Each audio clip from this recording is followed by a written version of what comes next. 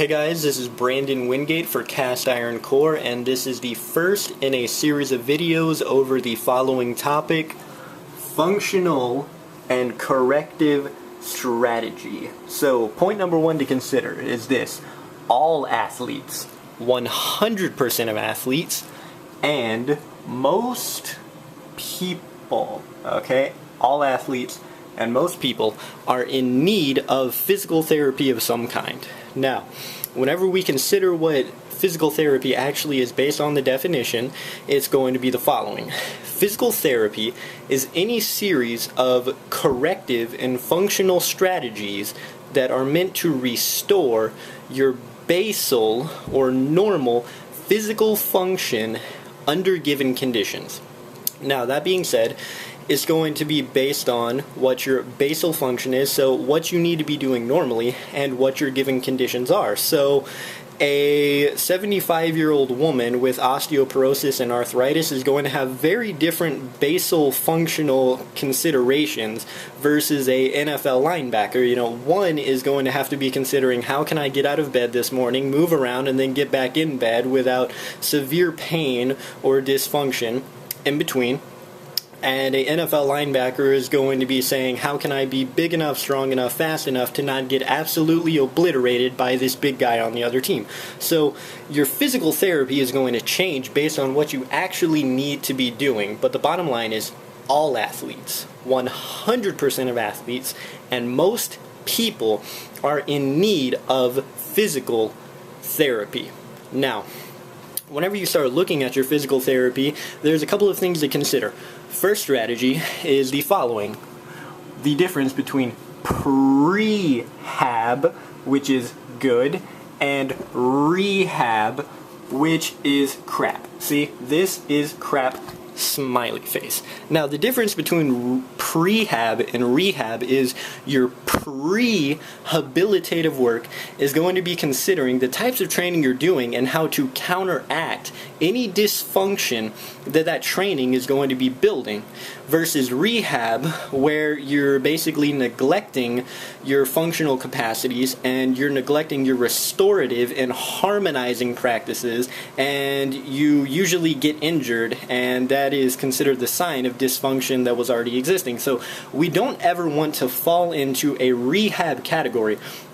We always want to be reevaluating our training and considering what it is that we're doing and how that could potentially have a pitfall or a downfall. And the important thing to consider is this point right here: higher basal functional intensity is going to build more dysfunction faster. So the higher your normal rate of performance is, the more quickly you're going to see habits of dysfunction building, especially with more frequency. So, for example, if you're just doing a very, very easy physical activity consistently, then you have a very small window for dysfunction to be built. If, on the other hand, you're doing extremely high intensity work, 4 or 5 times a week, something along those lines, you're going to build up dysfunction quickly because your body responds most immediately and most potently to the highest intensity stimulus. That's why lifting heavy things gets you strong fast. That's why running fast gets you faster, or in a shorter period of time. So your body is naturally programmed to respond to intensity and to adapt itself to perform better based on the stimulus that you're giving to it. So what you have to consider is what that stimulus is going to do and the potential physical downfall or negative side effects of that adaptation, and what type of corrective strategies you could implement in order to counteract those. So where we actually get into the strategies is this next point right here, looking at procedures. So, step one right here, amongst all of this physical therapy work, all of these prehabilitative considerations, is recovering conscious neurological function. Now, if you look at people who've been injured or people who are overworked, you'll see generally that there's a neurological response that's elicited by that overwork or that injury, where generally people will have a locked up shoulder is very common, where the muscles stay incredibly tight, or people have a minor form of atrophy where their muscles are no longer responsive based on neurological fatigue. So the first step that you need to have in any type of corrective strategy, long before you've even been injured, if you know that you've been training something a lot, what you need to do is take a step back and figure out how you can recover that conscious neurological function. So what that means is regaining an ability to tense and relax, contract and relax any given muscle group or any area functionally in order to hamper out any dysfunction or eliminate that fatigue. So if you have excessive tightness in a particular area of your body and you practice this strategy, if you tense it, relax it, then you're going to regain that natural function or that conscious control over the neurological procedures of that part of the body, and that's going to be the first step in your corrective strategy. So anything that you know is a potential weakness, you should start treating on the neurological level first by regaining that functional ability or that functional control over your tension and your relaxation. So part number 2 is establishing your range of motion or your motor control at a low intensity level. So what you're going to see with something like this is a lot of joint work, a lot of mobility work, because what you're doing is actually communicating with your nervous system.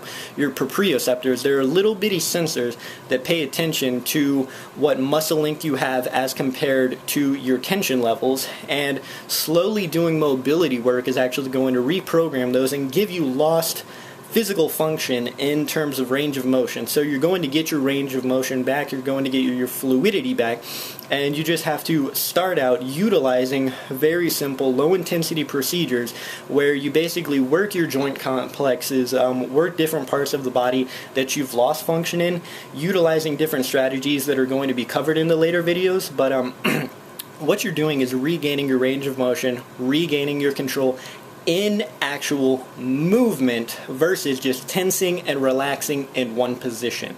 Strategy number 3 is going to be building up your stability. So this is something that is very, very often neglected in a lot of athletic training programs. Looking at your stabilizing muscles, looking at how well you can sit still. You see, a lot of people want to jump right in and start moving at a high intensity level, but it doesn't make sense. If you look at, let's say, naval divers, right, or Coast Guard rescue swimmers, they have to learn how to tread water for hours. They have to learn how to swim in one place before they start trying to swim anywhere. Because if you can't successfully stay afloat swimming in one place, you have no business swimming out in the middle of the open ocean. So the same thing is true with your athleticism. If you cannot successfully and stably sit in one place, or be in one place in a given position, then you have no business trying to move dynamically or powerfully or anything else. So you utilize different positions, different procedures to build up your stability in different planes of motion and for different functional purposes.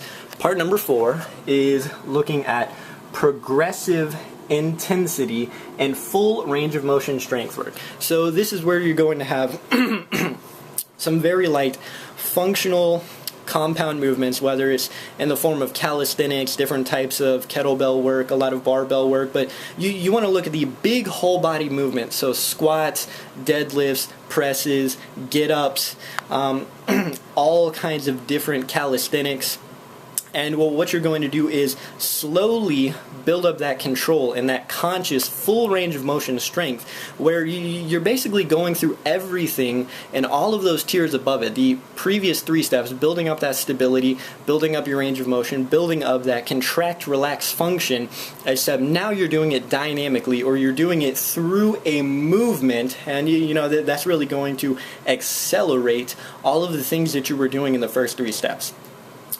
After that, we have step number 5, the outlier or extended range of motion strength. So what you're going to see here is basically strength flexibility work. So things like proprioceptive neuromuscular facilitation or contract relax stretching, where you are putting your body in extended positions and then building up a capacity to contract a muscle there so you can strengthen all of your connective tissues, you can strengthen and prepare yourself against different types of injuries related to overstretching or high tension at extended ranges of motion. So it's safety zone. It's a safety net that you're building up against future injury by putting yourself into those extended positions, let's say splits or anything else along those lines, and then building up your capacity to tense a muscle while it is stretched out in that position. And then finally, step number 6, you have ballistics, or learning how to move fast,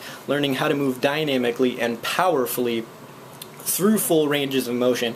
And that's really going to, seal the deal, lick the stamp, close the letter, whatever, on all of your corrective strategies, and really integrate all of the skills that you built up in all of the previous steps. So this is the end of step 1, defining the functional corrective strategies or introducing them, and what we're going to cover is the 6 steps in detail in the next videos. Thank you.